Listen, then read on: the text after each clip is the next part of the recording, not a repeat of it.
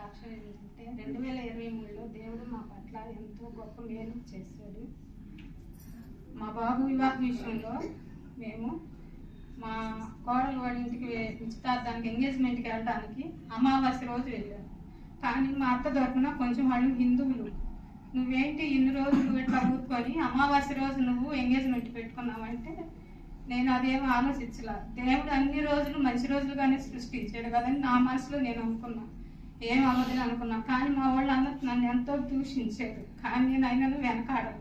అలాగనే పెళ్లి కూడా అమావాస్య రోజే జరిగింది. అయినా దేవుడు మా పట్ల ఎంతో మేలు చేశాడు. మాకు ఎలాంటి ఆటంకం లేకుండా మేము అనుకున్న దానికంటే కూడా ఘనంగా మా బాబు పెళ్లి వివాహం ఘనంగా జరిగింది.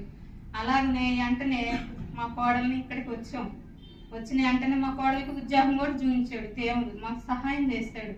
అలాగనే మా కోడలికి ప్రెగ్నెంట్ కూడా వచ్చింది, అది కూడా నాకు సంతోషంగా ఉంది. కానీ నా కూతురికి పెళ్ళే 4 సంవత్సరాలు నా కూతురు రాలా. అందరూ కోడలు ప్రెగ్నెంట్ అయిందా అని అడుగుతుంటే అయిందన్నా, మరి కూతురు అంటే చెప్పలేకపోయాను. నేను దేవునితో అప్పుడు అనుకున్నా, ప్రభు ఒకవైపు నాకు సంతోషాన్ని ఇచ్చావు, మరొక వైపు నాకు ఎందుకు దేవ దుఃఖాన్ని ఇచ్చావని నేను ఎంతగానో ఆలోచించుకున్నాను. మా ఇంటి దగ్గర అందరూ హాస్పిటల్ చూపించి అంటే నేను ఏం మాట్లాడేదాన్ని కాదు. దేవుడికి అన్నీ తెలుసు, ఆయన చిత్తం ఏ టైంలో ఏది ఇవ్వాలో ఆయనకి తెలుసు.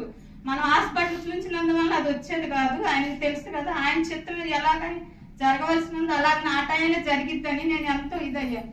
అలాగనే ఇప్పుడు నా కూతురికి కూడా ప్రెగ్నెంట్ ఇచ్చాడు దేవుడు. అందుకోసమే వందనాలు చెప్పుకుంటూ ఈ 2023లో మా పట్ల దేవుడు చేసిన మేలును బట్టి ఆయనకు వందనాలు చెప్పుకుంటున్నాను. మీకు అందరికీ వందనాలు. అక్కగారి కుటుంబంలో